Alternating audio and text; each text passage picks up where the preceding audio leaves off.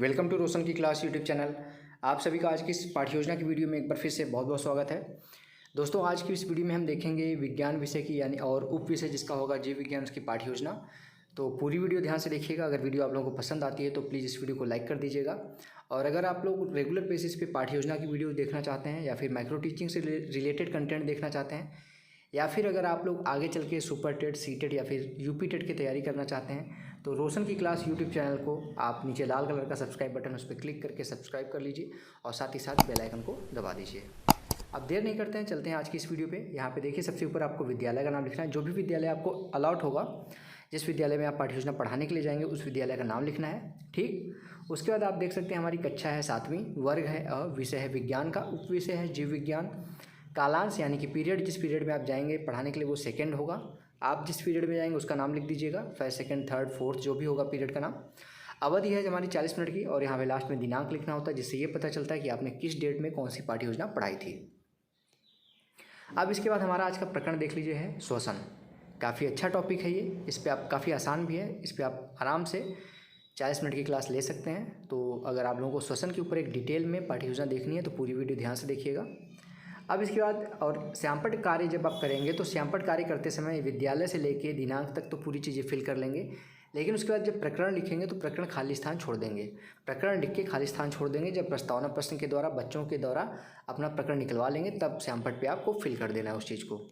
अब इसके बाद आता है हमारा हेडिंग सामान्य उद्देश्य। सामान्य उद्देश्य यानी कि जनरल एम्स में आपको लिखना है आपने विषय और उप विषय को पढ़ाने के बाद बच्चों में किन किन चीज़ों का विकास होगा उसके बारे में सामान्य उद्देश्य के अंतर्गत मिनिमम 4 से 5 पॉइंट और मैक्सिमम 8 से 10 पॉइंट लिखना होता है। पहला पॉइंट है छात्रों में विज्ञान विषय के प्रति रुचि उत्पन्न करना। दूसरा पॉइंट है छात्रों को दैनिक जीवन में विज्ञान के महत्व को बताना। तीसरा पॉइंट है छात्रों में वैज्ञानिक दृष्टिकोण का विकास करना। चौथा पॉइंट है छात्रों को वैज्ञानिक प्रशिक्षण प्रदान करना। पाँचवा पॉइंट है छात्रों में तर्क शक्ति का विकास करना। और छठवां पॉइंट है छात्रों को जीव विज्ञान की उपयोगिता बताना। ये सामान्य उद्देश्य के 6 पॉइंट हो गए। अब हमारा अगला हेडिंग आता है यहाँ पे विशिष्ट उद्देश्य यानी कि स्पेसिफिक एम्स। विशिष्ट उद्देश्य के अंतर्गत आज का जो आपका टॉपिक है श्वसन, उसको पढ़ाने से बच्चों में किन किन चीज़ों का डेवलपमेंट होगा, विकास होगा, उसके बारे में यहाँ पे विशिष्ट उद्देश्य में कम से कम 2 से 3 पॉइंट और मैक्सिमम 4 से 5 पॉइंट लिख सकते हैं। तो पहला पॉइंट है देख लीजिए, इसमें छात्र श्वसन के बारे में जान सकेंगे। दूसरा पॉइंट है छात्र श्वसन के प्रकार के बारे में जान सकेंगे। तीसरा पॉइंट है छात्र श्वसन से संबंधित ज्ञान का प्रयोग कर सकेंगे। चौथा पॉइंट है छात्र श्वसन को परिभाषित कर सकेंगे। विशिष्ट उद्देश्य के बाद हमारी अगली हेडिंग आती है शिक्षण सहायक सामग्री। शिक्षण सहायक सामग्री में आपको लिखना है श्वसन तंत्र को प्रदर्शित करता चार्ट, चौक, डस्टर इत्यादि। उसके बाद हमारा हेडिंग है पूर्व ज्ञान। पूर्व ज्ञान में लिखना है छात्र श्वसन के बारे में सामान्य जानकारी रखते हैं। अब हमारा लेसन प्लान का सबसे इंपॉर्टेंट पॉइंट आता है प्रस्तावना प्रश्न।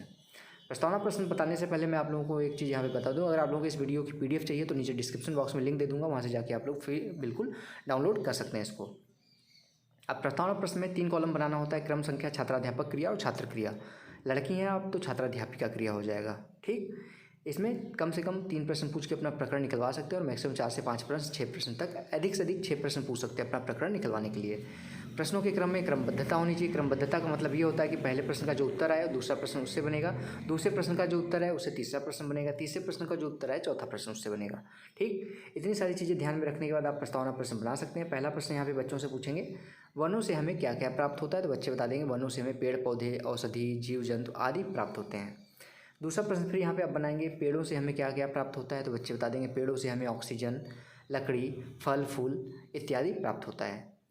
तीसरा प्रश्न फिर बनाइए ऑक्सीजन का प्रयोग मानव शरीर द्वारा किस क्रिया में किया जाता है, तो बच्चे बता देंगे यहाँ पे आपकी क्लास में जो आंसर आए, ये जो आंसर लिखा जाता है यहाँ पे छात्र क्रिया वाले कॉलम में, वो सभी पूरे क्लास को यहाँ पे ध्यान में रख के लिखा जाता है कि अगर आपकी क्लास में 20-25 बच्चे हैं उसमें से कोई ना कोई एक बच्चा आपका आंसर देगा। तो यहाँ पे जब आप पूछेंगे क्वेश्चन में ऑक्सीजन का प्रयोग मानव शरीर द्वारा किस क्रिया में किया जाता है, तो बच्चे बोलेंगे श्वसन की क्रिया में। अब चौथा प्रश्न यहाँ पे बना दीजिए, श्वसन आपका यहाँ पे निकल गया है प्रकरण। चौथा प्रश्न बनाइए श्वसन क्रिया के बारे में विस्तार पूर्वक बताइए, तो ये हो जाएगा बच्चों के लिए समस्यात्मक प्रश्न। तो समस्यात्मक प्रश्न लिख दीजिए और श्यामपट्ट पे आप जो अभी प्रकरण लिख के खाली स्थान छोड़े थे, प्रकरण का नाम नहीं लिखे थे, वहाँ पे जाके अपना प्रकरण का नाम लिख दीजिए और उद्देश्य कथन बोलिए अपना क्लास में। छात्रों, आज मैं आप लोगों को श्वसन के बारे में विस्तारपूर्वक बताऊँगा। अब बच्चों को पता चल गया कि वो क्या पढ़ने वाले हैं। इसके बाद बच्चों को पढ़ाइए यानी कि प्रेजेंट करिए उस चैप्टर को। प्रेजेंट करने को कहते हैं प्रेजेंटेशन या फिर प्रस्तुतिकरण, प्रस्तुत करना।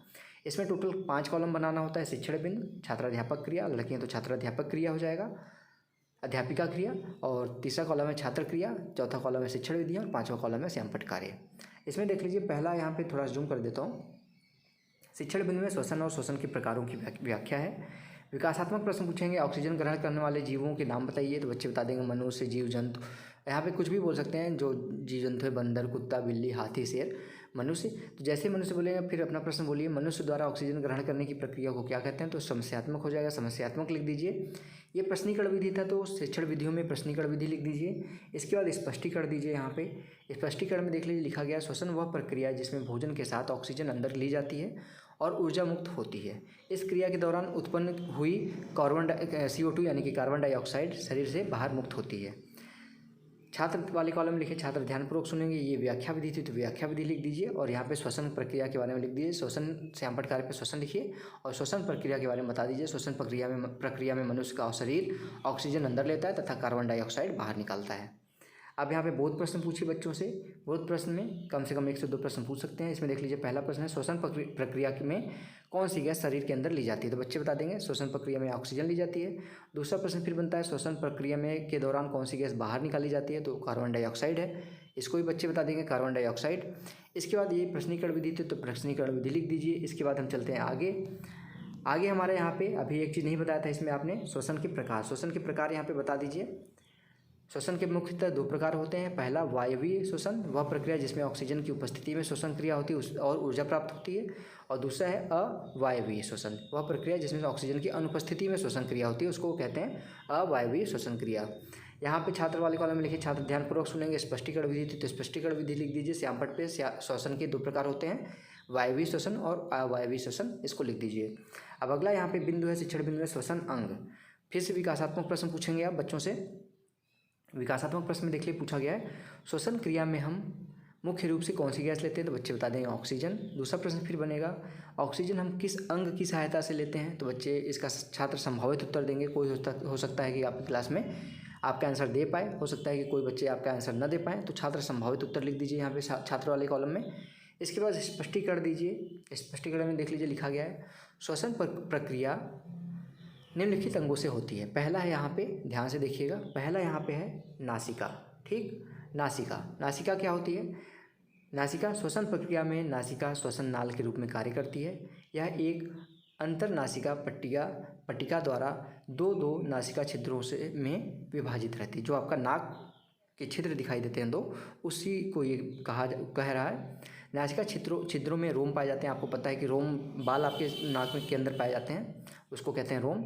ये जो होते हैं, जो बाल मुख्य रूप से आपके ये नाकों के अंदर जो बाल होते हैं, नासिका के अंदर जो छिद्र में रोम पाए जाते हैं, वो धूल और सूक्ष्म जीवों को शरीर में जाने से रोकते हैं। ठीक, छात्र वाले कॉलम में लिखिए, छात्र ध्यानपूर्वक सुनेंगे। और व्याख्यान विधि थी, तो व्याख्यान विधि लिख दीजिए। और श्यामपट्ट में लिखिए श्वसन अंग में लिख दीजिए नासिका पहला है, दूसरा ग्रसनी है, तीसरा लैरिक्स है, चौथा फेफड़ा है। अब यहाँ पे नासिका के बारे में बता चुके हैं। अब चलते हैं हम अगले श्वसन अंग के बारे में देखते हैं, ग्रसनी। यहाँ पे श्वसन अंग है ग्रसनी। यह नासा गुहा के ठीक पीछे स्थित होती है। यह नीचे की ओर मुख्य ग्रसनी से संबंधित रहती है। इसकी पार्श्व भित्ति में मध्य कड़ की यूस्टेशियन नलिका भी खुलती है।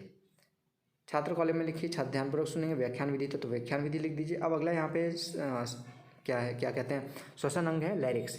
यह श्वसन मार्ग का वह भाग होता है जो ग्रसनी को ट्रेकिया से जोड़ता है। यह स्वर यंत्र कहलाता है। इसका मुख्य कार्य ध्वनि उत्पन्न करना होता है। फिर है फेफड़े। अगला श्वसन अंग फेफड़ा। वक्ष गुहा में एक जोड़ी फेफड़े होते हैं। इसका रंग लाल होता है। इसका आकार स्पंज के समान थैली जैसी संरचना होती है। इनका आधार डायग्राम तथा शीर्ष ग्रीवा तक फैला रहता है। छात्र कॉलम में लिखे, यहाँ पे छात्र ध्यानपूर्वक सुनेंगे।